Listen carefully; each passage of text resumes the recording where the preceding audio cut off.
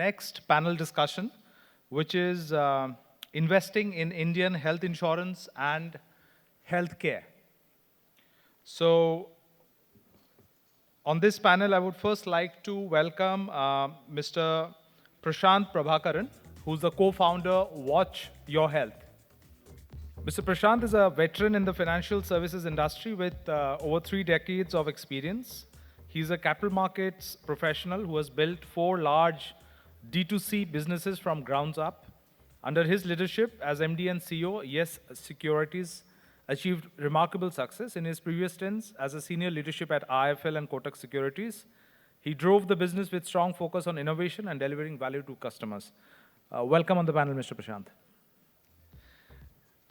The next panelist today we have on this panel is Mr. Rajesh Mundra, who's the founder and executive chairman at Trueworth Wellness.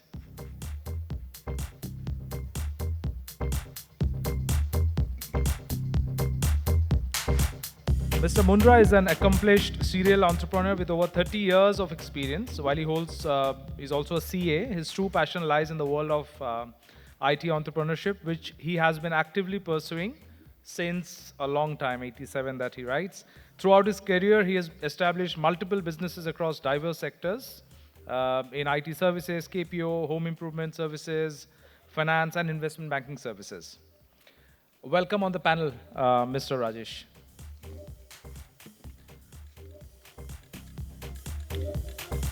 Our next panelist is Mr. Ashish Venkataramani, who is a partner at 8 Roads Ventures India.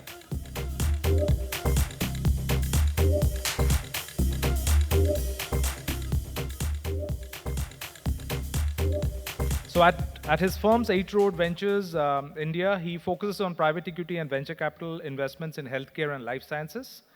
He has prior experience of working at Pfizer, Accenture, and the Boston Consulting Group. Welcome on the panel, Mr. Ashish. The next panelist we have today is Vaibhav Doshi, who's the executive director at Somerset Indus Capital Partners.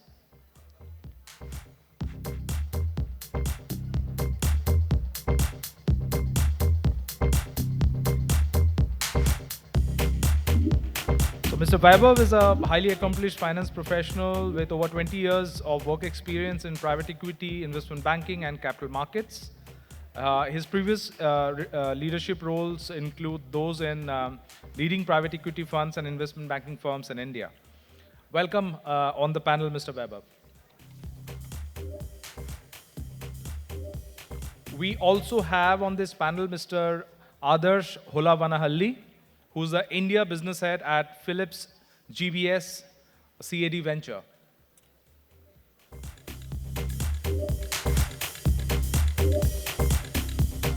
Mr. Adarsh is the India business lead for the coronary artery disease venture in Philips. The venture was started 2 years ago as a startup within Philips to address the problem of millions of Indians at the risk of having heart incidents ahead of time. His primary role as a head of the venture is to create new revenue opportunities, drive market innovation, collaborate with customer and partners, and probable business execution. Welcome on the panel, Mr. Adarsh. So finally, I would like to call upon the moderator for this panel discussion, Mr. Varun Zaveri, who's a managing partner at Evernile.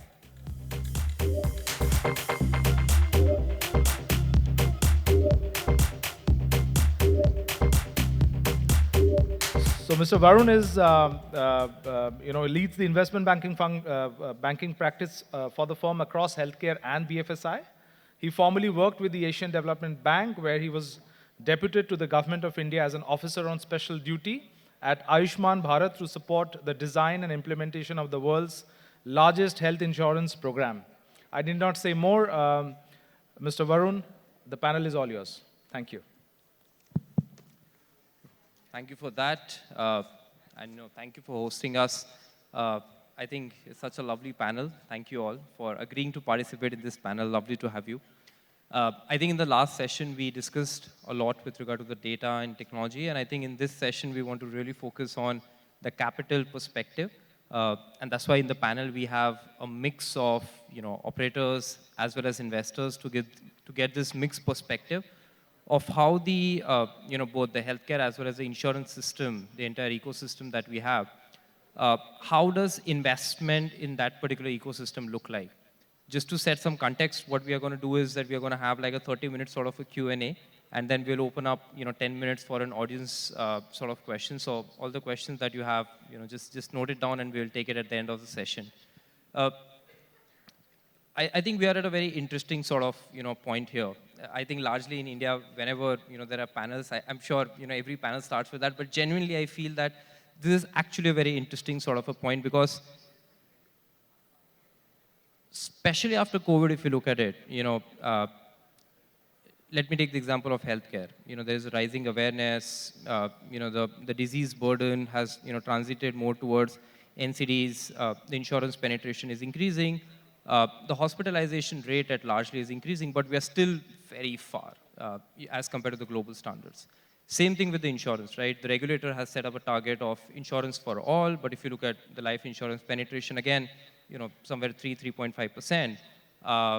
We have got a lot of interesting ideas coming from the regulators, 100% FDI, giving more licenses. But because of where we are, what I feel is that there's this large white space opportunity. More companies coming in, existing companies, existing founders, getting access to more capital.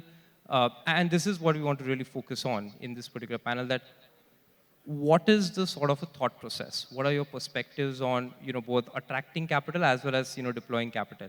And that is largely what we want to discuss here. So let me first start with you, Prashant. At Watch Your Health, you've been doing some very interesting work. As a founder, when you started versus where we are right now, almost you spent a decade building the company. How do you see this transition happening? And when you started in, let's say, back in 2015 and right now where you are, how the priorities have changed when it comes to seeking investments? What are some of the interesting things that Watch Your Health is doing, especially in terms of, let's say, building value-added services? Because I know that Watch Your Health works extensively with a lot of insurance providers. So how has that landscape changed? So my role function in Watch Your Health actually has two legs to it. 2015 is when I had invested into the company. I was the first angel investor. I had invested into the person because I knew the founder very well. At that point of time, it was a punt on the product idea that he had come out with, along with the person, because I had seen him function with around 10, 15 years, worked along with me extensively before he came down to it. And I came from an industry which, till around 2019, the capital markets, the stock markets that is there, the demat accounts were in a very, it was not an attractive space to be in because numbers were not catching up. But then COVID happened. What was a 3 crore number today stands at 17 crore demat accounts in the country. So 5 years, what took nearly around 20 years to reach 3 crores, changed the equation in 5 years. And that is the change that happens because there is technology that enabled the capital markets to reach that phase. It happened during COVID when everybody was closed in their rooms, where people were able to open their accounts in 5 minutes and start trading. Similar is the penetration and the change that I assume that it will keep coming in the insurance space also. There needs to be work that needs to be done with the regulator, where we need to work closely with the regulator to end up making sure that there is spread that can come about. There needs to be insurtechs that work closely with insurance companies. A lot of work that needs to be done in training and passing on knowledge to the guys below, to the clients that are there, because for most of the people, it is still a push product. Unless there is enough dissemination of information to reach the lowest level, it is going to be difficult for us to end up becoming an industry which is truly inclusive by nature. And that is where a tech provider working closely, having the right partners from the private equity and the VC space to scale up this business, and promoters, which is largely the insurance companies working along with all of this to make sure that it works, is what is the right way to go about it. But technology is going to be the backbone in case we want to reach out to the 50 crore Indians who should be insured in India at any given point of time. Well, that's very interesting. Thanks a lot for that, Prashant. Uh, Rajesh, let me actually double down on one of the things that we discussed in the earlier session, that India by its nature is a very IPD driven sort of a country. You know, OPD, we actually don't have enough data to really tell, you know, how many OPD visits are we actually even doing. Uh, I know you have been, you know, trying to work in that particular space. Would love to understand how are you looking at this particular opportunity, especially in terms of how does that, you know, improve upon your investability potential? You know, what does that roadmap look like for you? So essentially, True Earth Wellness has remained focused on the employer market, onto the group health market, solving the problems of the wellness and the benefits administration for the employers. And for the last 12 years, we have remained focused on that. And I can say that we have reached to one of the top 3 companies in the India who is solving the problem related to the OPD wellness and the preventive care. Fortunately, or whatever it is, we have been a bootstrapped company, and we are the only one of the most profitable companies in this segment who have remained like that. For the very simple reason that the market has been going through a lot of dynamics. The market is still to find its place. It's not even standardized. The market is still dominated by a lot of intermediaries and other things. So you have to build, the ecosystem is also not organized. Whether you take the primary care, the doctors or the pharmacies or the diagnostic, they're still not into that organization phase. To raising capital and burning capital doesn't made sense in the past, but going forward, I think the biggest potential that India is seeing, especially into the insurance, is going to be the OPD insurance, and that's where I think the market still is. It's a huge market. It is estimated that it will be around 30,000 crore markets, even just in the GHI market itself, in the next 5 years. So that's the potential. Currently, we are still only doing 1,500 or 2,000 crores of OPD insurance. However, there is a large segment which is still managed in-house, which is the reimbursement management market. So that's the potential that companies will move to the insurance, and that will go to the insurance market. The only challenge that I see, and that's where I see that a lot of investment is required, is more onto the primary care segment. I think a lot of investment went earlier into the primary care segment, but unfortunately, that was pre-COVID and it didn't work pretty well. A lot of organized clinics came into the market.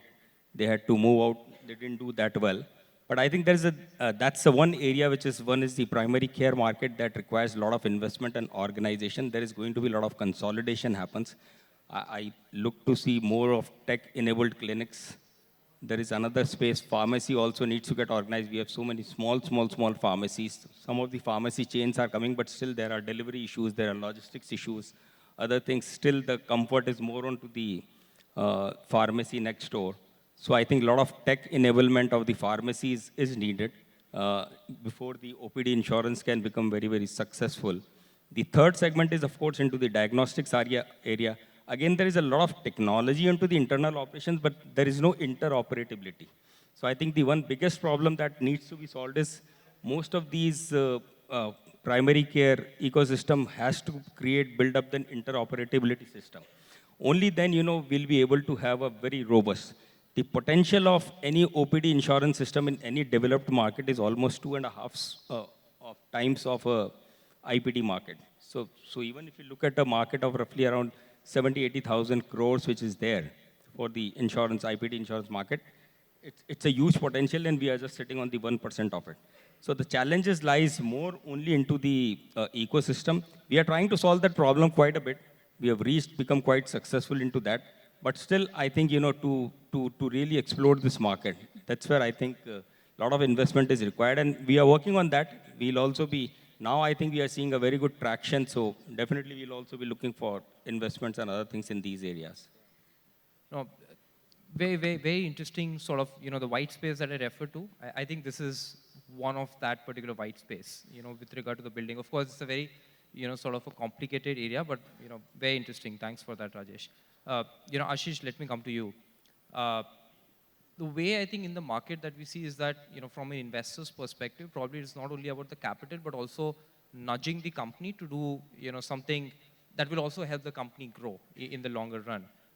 And Eight Roads has been doing that across, different geographies. Would love to understand from you that when you look at some of the other countries, some of the other healthcare systems, your investment focus there, and then when you come to India, it's a huge scale, right? So how does that particular thesis really start differentiating? So if I look at US or a European sort of investment thesis vis-a-vis with India, how does that start differing for someone like you? No, thanks, Varun. I think great question.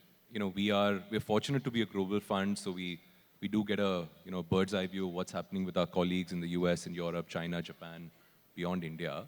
And maybe I'll take the US and India as sort of a study in contrasts. There's a laundry list of investment themes in payers in the US, but the two core value props that they eventually sort of converge upon are one, cost and efficiency, and the second is access. And what do I mean by that? Cost and efficiency is, you look at the results of payers, the margins are hurting. There is a lot of focus on reducing the administrative burden, cutting down the cost, pain points relating to prior authorization, provider data management. Value-based care hasn't taken off because it's just very hard to manage the interplay between provider, payer, CMS, the Center for Medicaid and Medicare Services, right? So there is a lot of healthcare manual effort going into managing this cost, and that's impacting margins. And so automation, the use of tech, workflows, AI, in those, is one investment theme in the US.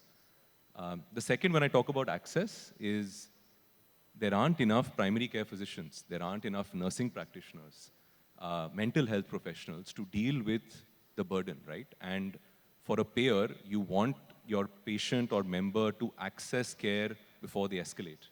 And so again, I think a lot of focus there is around digital tools, enablement, sort of multiplying or augmenting physical access, right?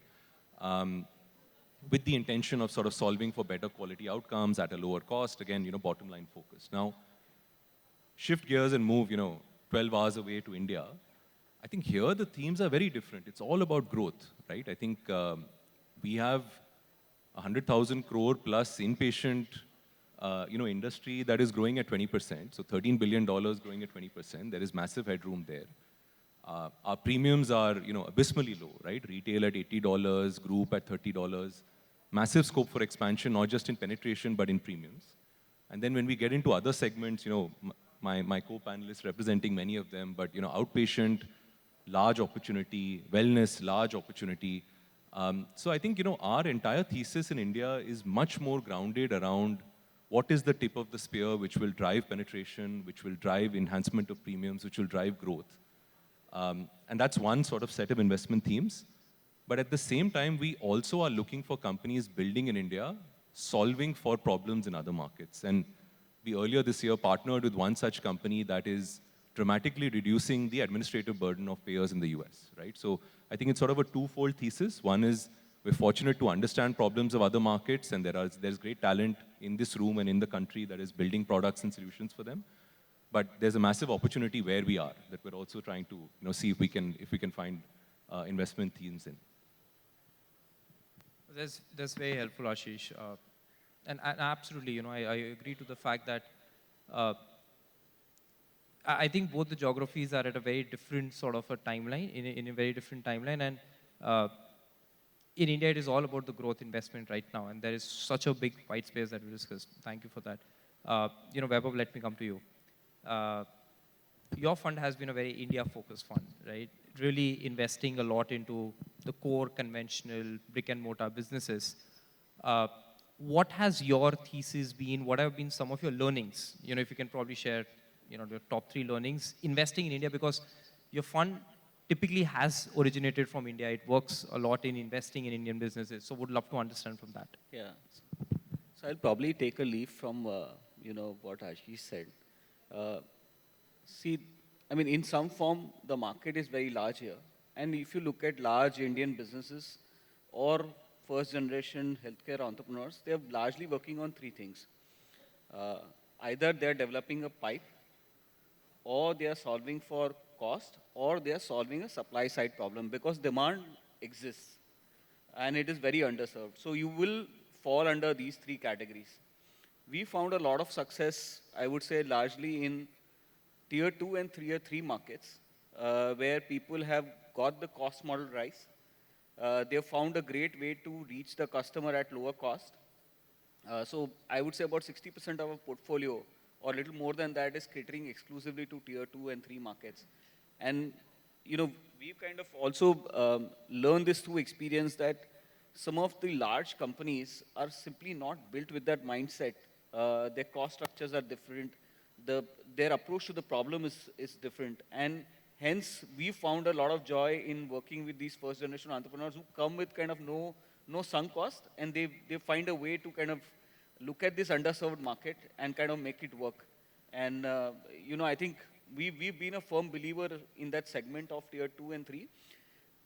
Finally, we feel that in last 2-3 years, where the opportunity lies and where I would say the business model lies, they are very strongly converging to a tier 2 and a 3 market now. Affordability, even in larger segments, is becoming a cornerstone. And to give you an example, let's say if you have a product in a diabetes segment, which is, you know, affordable but not insurance backed, but it's affordable, you could potentially have a much larger market here than in anywhere else. So we see a reverse, you know, innovation that could now happen. We probably in next 5 to 10 years, not immediately, but we do see that India's pipe is going to become more and more valuable now. So, you know, we continue to believe that tier 2 and 3 are very good markets. You just have to find the right cost models. The second thing that probably we do believe fundamentally is, you know, India has been very good at manufacturing. And part of that is because we have a country which has a lot of chemists, the knowledge of chemistry, right? And that just helps us, you know, kind of look at the processes, manufacturing all that much better. The supply side issue on doctors has now been, I would say, is getting solved. So if you look at therapies which were earlier very, I would say, very doctor sensitive, are slowly now becoming standardized, and some therapies are also getting commoditized. So, you know, as this happens, as kind of universal access comes into play, I think the costs are going to become even more and more important. And that's the theme, I think, which has been kind of central when we look at tier 2 and 3 markets. No, this is very helpful. And I think we have also seen a flurry of investment activity, especially in the tier 2 and tier 3 markets. So this is very helpful. You know, thanks, Vaibhav. Adarsh, let me come to you. And I think where you are sitting is a very interesting space. You know, I think as a corporate sort of a VC arm, and that too focusing on early stage, you are actually, you know, getting access to a lot of, you know, entrepreneurs who are just starting up, right? And then they are coming and probably you are soundboarding with them. Help us understand how is that particular space looking like in terms of what are some of the interesting sort of sub-themes that as a corporate VC arm you are looking at, and you know what is your sort of learning that is coming out on that? Yeah. Hey, great to be here and thanks for the question. So Philips is an interesting company in this regard. Unlike most companies, they do fund companies that may not directly apply to their core business, right? But I'd like to start off by quoting Dr. Devi Shetty here, and he famously once said that insurers don't trust providers, providers don't trust insurers, and guess what? The consumer doesn't trust either of them. And this is very true. Most of us would have experienced this. So what Philips brings to the table, and especially when they look at startup companies, is trust. How do you embody this trust in whatever you do? Is it a business model? Is it a industry segment that you're going to? Is it a people that you're serving? Is it the care that you're providing? And these are underlying pillars of any investment that Philips does, right? So what we've seen in this space is there are a lot of people, a lot of companies, especially startups, who want to try and make great groundbreaking technologies. And I don't blame them. I've been part of that revolution many times. But the fact is you got to weave this into the fabric. And so we typically pick companies that have understood partners that they want to work with beforehand.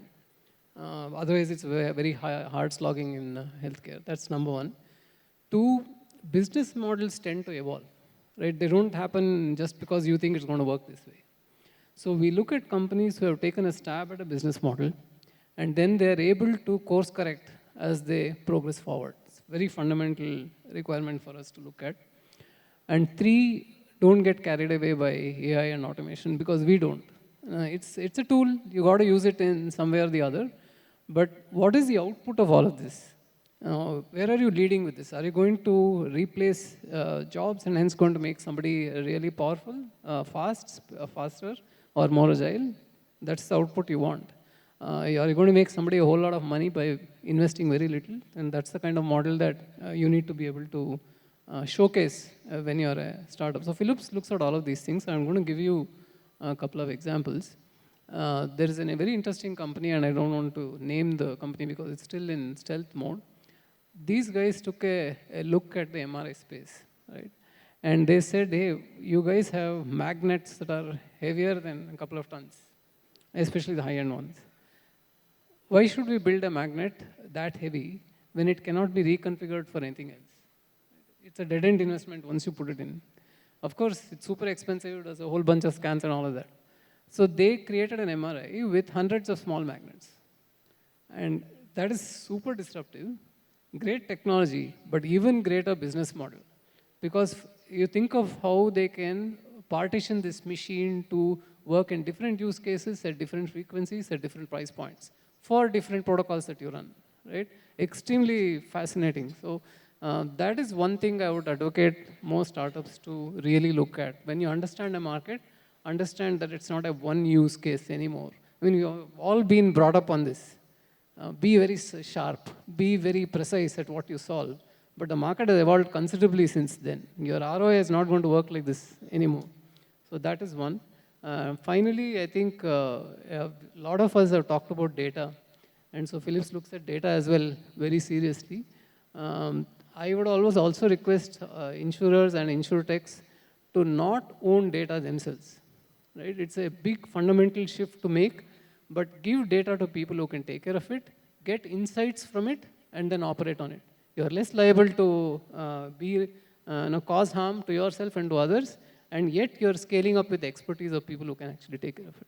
Fantastic. Thanks, Adarsh. Super helpful. And thank you for giving the example, especially of the MRI. Very, very interesting space. Thank you. Prashant and Rajesh, I want to probably dig down a bit more into the operational nitty-gritties of you as someone who is operating into this space. One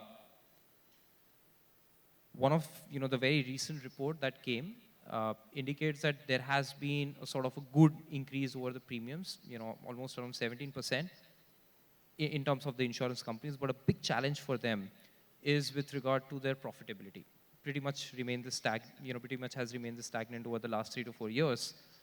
For someone like you who has, who works with insurance companies with the premise that, we will help you, either improve your underwriting, reduce your, claims ratio, or most largely help you in improving the profitability. As a founder, what has really worked with you in terms of convincing, the insurers? Because I know that there might be few operators, in the audience. What has really worked for you in terms of convincing them that the product that you have developed is something that will really help them? So Watch Your Health, when it launched the product, it launched it as a B2C platform. We quickly course-corrected because we realized that it's a cash burn business. In India, when you're healthy, nobody pays money for you. That's when, thankfully, in 2017, the regulator came out with a regulation which said that if an insurance company works with a wellness partner and is auditively able to prove that you have improved the health of the end customer, then you can reward them with points which can be redeemed against your premium. That's how the platform became white label solution for most of the insurance companies that we work with. Now the platform started off first with just tracking health digitally, and then we slowly and steadily we kept on adding values into the system. We realized that just digitally tracking it doesn't help. You have to engage with them. So the movement, we moved from that to being an engagement company. To become an engagement company, you had to become a data analytics company. Now, no insurance company will want to give the data to us, so you have to create a data stack which pulls in the relevant data, the insights that they were talking about, and then start engaging with clients based on that. Once you have done that, you realize that in the insurance bucket, you have lifestyle disease customers. So you needed a physical interface to be there to actually end up reversing these diseases. So you kept innovating into that space regularly enough, bringing in technology. You brought in a face scan which ends up giving you vital across using your mobile. Helps you to engage with the client better. It might not be technologically proven right now, but it engages with the client. Client comes back to your platform regularly enough, ends up getting engaged with the brand because it's a white label solution, it remains engaged with the platform that is there. And you keep on innovating in this space regularly enough. You have ended up bringing in partners that we work with. It is not just that we realize mental wellness among the dietitian doctors that we have on our rolls. You had the largest chunk which was used was by psychologists. Then we started working with mental wellness companies trying to integrate them into our platform. So we partner with anybody who is willing to end up giving a solution, to end up making sure that the end customer becomes better. So you keep innovating, you keep learning. Nobody knows everything. The only problem with insurance companies is that the persistency team, the sales team, the rewards team, everybody works differently. So you have to coordinate between all of them, trying to get them to function along with us at that point of time. It's an interesting journey for the last 10 years, and it has worked well for us. Let's see how it goes. We have managed to take the platform global. Thankfully, the same platform functions across board, but you have to open subsidiaries out there. You have your own challenges in the space that we are functioning with. I'll just like to add a few things. At Truworth Wellness, we have demonstrated in last 10 years that how wellness and the preventive care can bring the difference and reduce the claims and other things. But I think the challenge is lying somewhere in the insurance industry itself only. There is very little, even in the last panel, Ms. Anuradha also talked about, a lot about the wellness, how it can reduce the claims and other things. But there is an inherent contradiction that happens into the insurance industry. If you look at most of your preventive care and wellness is bundled with the IPD insurance product. So, which is absolutely contradictory. Your IPD insurance is probably a risk-based instrument, while preventive care is something like which you like to have it for everybody. So that's where, we see that even when we work with the corporates and the other things, we are seeing that insurers are trying to restrict the preventive health checkup to maybe 10% or 20% or 30%, while it should be 100%. Till the time I don't know the health status of the entire population, I'm not able to do any health management. You give me the entire population, we have demonstrated in the past also that how we can reduce the claims by 15-20% by simple behavior modification programs, and technology plays a very, very important role. And we have been demonstrating year and after year. So somewhere I think, we have to work collectively with the insurance industry, and it's probably to do with more with the competitiveness of the business that, we are still very price conscious, that there is a price war. But as a model, it exists, and the time is there to focus on that. So I think once the OPD starts taking place and the OPD and preventive care and the wellness are treated as one product and IPD as one product, then I think we'll see a significant change in terms of the growth of the market, in terms of the overall health of the market, and then we'll see the ecosystem also improving, and a lot of investments can flow into it. Because at the end of the day, a VC or a PE fund, if they are entering into any business, they will like to scale. A VC would like to scale it up faster, or after 4 or 5 years, it has to start generating some returns. If you just keep on burning like this, it's not sustainable. So I think these are some of the things that the ecosystem or the industry has to address itself. Got it. This is very helpful. Thanks a lot, Prashant and Rajesh, for that. Ashish, let me, and forgive me for asking this contentious question, but the valuations, right? The multiples of whether it is healthcare, publicly listed, pretty much all-time high. Insurance companies, if you compare with some of the South Asian peers, quite a premium valuation. We see something similar also happening in the private market transactions.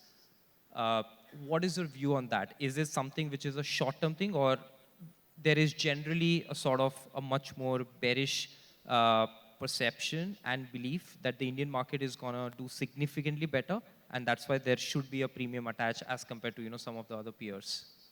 You put me on the spot, but look, it's all future value. Okay, I think that's what's driving the multiples, and I think the broader sentiment is today these companies are at scale X. The opportunity is large enough that they will be at some multiple of that scale. And so it is a bit about this land grab, right? Whether it's healthcare providers, whether it is, sort of the insurers, etc. I think that opportunity exists. But what we do is we also look at long-term multiples, 3-year, 5-year multiples, and we work backwards to stress test what an exit would look like. I think for growth stage investors, Vaibhav and myself, and even VCs, I think it's very important to take a punt on what the future will be and what will you exit off of. And either the company compensates for multiple compression on exit through growth, in which case you pay up, or it doesn't, in which case you need to be disciplined and be prepared to walk away. I think that's a call that we're paid to do and we do on a daily basis. But that being said, I think the sort of growth that we're seeing is certainly orders of magnitude higher than many other markets. And so I think, is the entire premium justified is debatable, but I think there certainly is some amount of growth premium that probably does sit intrinsically in some of these companies. So I'll also take a stab at this. This is always an interesting area to give a view. So there are two parts to most businesses, right? One is, are you playing adoption or are you playing delivery of the service, right? So when you kind of look at, let's say, building hospitals and all, it is execution. It is, of course, knowing which market you want to go into, but not accelerated scale up, right? And then I think India is at that point where a lot of things, we are at the cusp of the adoption, and that adoption, especially if it comes in any performance-driven measurements where it is leading to tangible benefits, that can be very accelerated. So it depends on which side you are on, right? So to a certain extent, it will reflect in the multiples. The third part, compared to some of the developed world, is that given that the market is very demand-starved today, there is enough for everybody to capture, right? Whether it's therapy, whether it's geography, and whether also it's a particular sub-segment, right? So there is enough which is available for everybody. And there is less disruption that can take that value away from a value migration standpoint. And that has a big impact on the terminal value, which is kind of, at times it is overlooked. But it is kind of true for India that there is less disruption than some of the other markets. Right? So while there is less innovation, but also there is less disruption. And it does result into better multiples. Yeah, no, I think the entire operators should thank me, for at least, concluding the fact that the Indian market definitely deserves, some of the premium valuation. I'm sure that will help you in, all the negotiation that happen over the due course of time. Adarsh, let me come to you and with so many startups that come, especially in both the healthcare as well as the insurance, both of them are super regulated spaces, right? So it is not only about innovation per se, or it's not about only a great team, but whether it's healthcare, you need to have your own journey of clinical trials, especially, the example that you gave, with regard to the, the folks who are building a sort of a new magnet for the MRI. So many clinical trial, commercial trials, same with insurance, not probably with InsurTech, but if you're getting into some sort of a manufacturing of insurance and all. As someone who is, getting them early stage, right? How do you try to de-risk your investment? Because that's like a big bet that you are taking in terms of whether they will be able to pass the hurdle of regulation or not. How do you think about that? Yeah, good question. The regulatory standards obviously are there for a reason, right? Patients expect superior products, things that don't cause damage, things that essentially make the system around them work better. So obviously, any regulated market is going to have a severe constraint on what you produce. There's no getting around it, per se. One thing we do in Philips is have an internal team that looks at regulatory implementations in other countries very frequently. How do you apply it to India, and how do you apply it to other markets? How do you assess a startup company to see what the product is and where it should go, and can it pass regulatory muster at some point of time? Is a determination that we make ahead of time. We have a whole bunch of technology solutions, including AI built, that actually charts the course of a particular product and which segment or which area it fits into. All of these are done. But at the end of the day, it comes down to a manual evaluation. There's no getting around it, right? There are certain rules that we play by, and I'll enumerate a couple of them. Where you have point-of-care devices, where it causes least damage, as much as we know, there's a different set of regulatory standards and rules that we have, and a team that looks at it exclusively, right? and those get a slightly freer pass. We look at whether it's class 2 or class 3, and based on that, we tend to make the bet. Class 2s generally work, class 3s don't, as a very broad rule. Right? Then from a perspective of where you're doing intrusive devices, for example, we had a non-invasive, lightly invasive abdominal surgery product that we looked at. And the founder came with great references. We had major analysis done on the product, on the device, spoke to people at the hospital, everything, and all of that.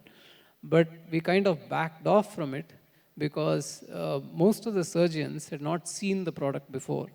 Some of them had used it, some of them had given glowing recommendations, but we did not think it had broad enough coverage.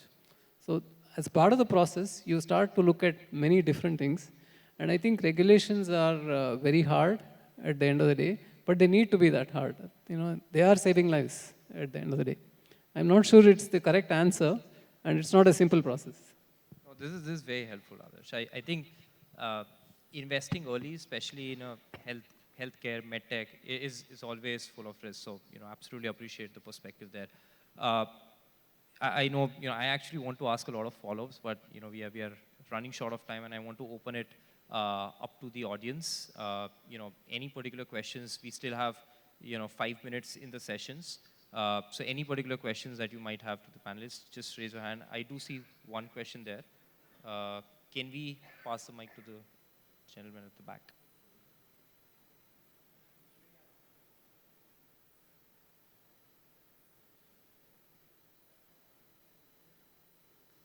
Shall I? Okay, we have one question there, but till the time that mic comes, why don't you start? Yeah.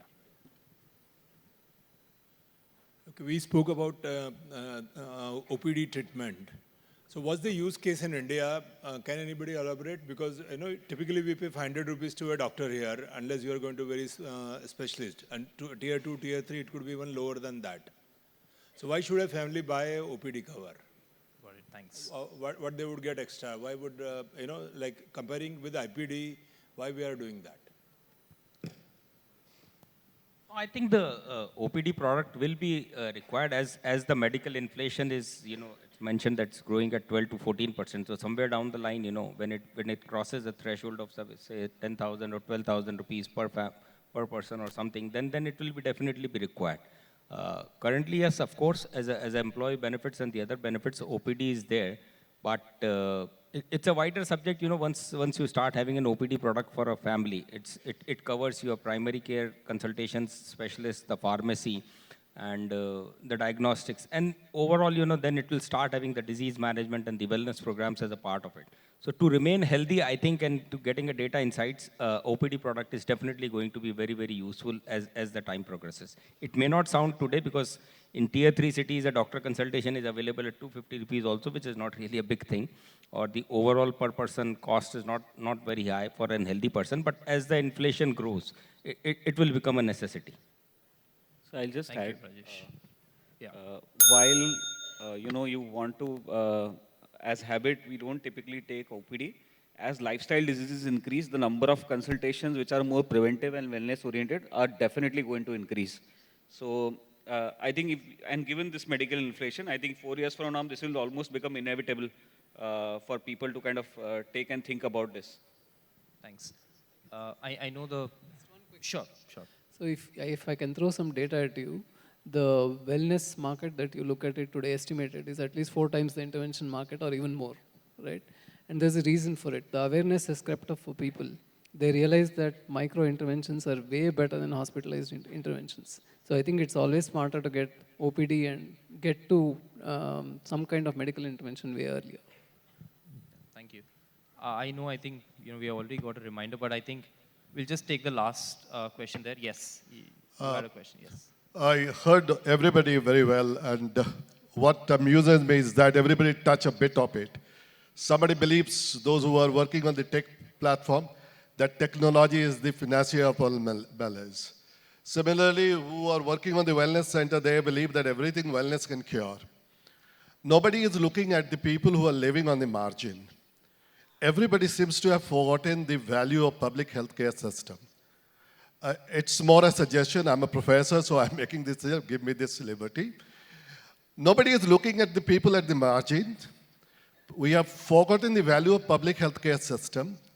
We are moving towards curative care, falling into the trap of hospitals and hospitalization, moving away from preventive care. Preventive care alone can, the entire health morbidity load, 70% morbidity load comes from preventive care. So the healthcare system has to evolve to look at how it can addresses the preventive care so that it becomes sustainable in days to come. Technology is a wonderful thing. It can help us reaching towards that goal. Thank you. This is my sincere suggestion. Thank Thanks you a so lot. much. Thank you. Thank you.